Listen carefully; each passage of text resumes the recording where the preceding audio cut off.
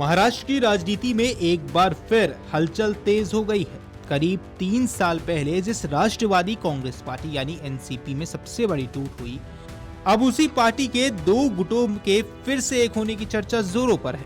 खबर है एनसीपी के दोनों गुटों के विलय कर एनडीए में शामिल होने का प्रस्ताव मिला है। एनसीपी के दोनों गुटों में विलय की खबरें पर महाराष्ट्र कांग्रेस के नेताओं ने अब बड़ा बयान दिया है। एनसीपी के दो गुटों के विलय की खबरों पर महाराष्ट्र कांग्रेस प्रमुख हर्षवर्धन सपकाल ने कहा, अब देखना होगा कि आगे क्या होता है। इस पर एनसीपी ने हमारे साथ जो बात की है या जो प्रेस में बात की है, मुझे लगता है हमें उस पर विश्वास रखना चाहिए। आगे आगे देखो क्या होता है। उसमें एनसीपी ने हमारे साथ जो बात की या जो प्रेस में बात की है, मुझे लगता है उस पर विश्वास रखना चाहिए। वहीं महाराष्ट्र कांग्रेस के नेता नाना पटोले ने कहा, मैंने खुद जयंत पाटिल से बात की। उन्होंने कहा कि वे पार्टी नहीं छोड़ेंगे, वे इंडिया गठबंधन के साथ बने रहेंगे।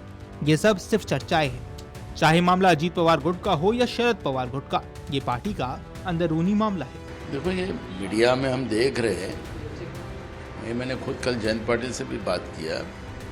जयंत पाटिल का बोल रहे थे कि हम नहीं जाएंगे, हम इंडिया में ही रहेंगे, इंडिया गाड़ी में ही रहेंगे। ऐसा उस तरह से उन्होंने मेरे से बात की। ये सिर्फ चर्चा है, ऐसी बात उन्होंने मुझसे कही है। तो इसलिए मुझे लगता है कि जब ये चर्चा ही है तो इस पर ज़्यादा डिस्कशन करने का कोई कारण नहीं बनता। सर, ये भी बात सामने आ रही है कि इस मर्जर को लेकर सुमित्रा पवार जो है कहीं ना कहीं मतलब विरोध में है। इस बात को लेकर उन्हें कैबिनेट दिया जा सकता है।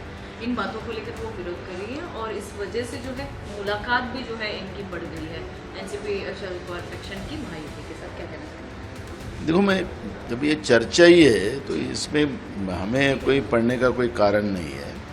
और मुझे लगता है कि जब खुद जयंत पाटिल ने मुझे कहा है कि हम लोग ये सिर्फ अफवाह है, और अफवाह होने की वजह से इस पर मुझे लगता है कि हम लोगों ने डिस्कशन कोई करना चाहिए, ऐसा मुझे नहीं लगता। इसलिए मैं अजीत पवार गुट हो या शरद पवार गुट हो, इनके पार्टी का अंतर्गत मामला है, उसमें कांग्रेस बहुत ज़्यादा माथापीछी कर रही है, ऐसा मुझे नहीं लगता।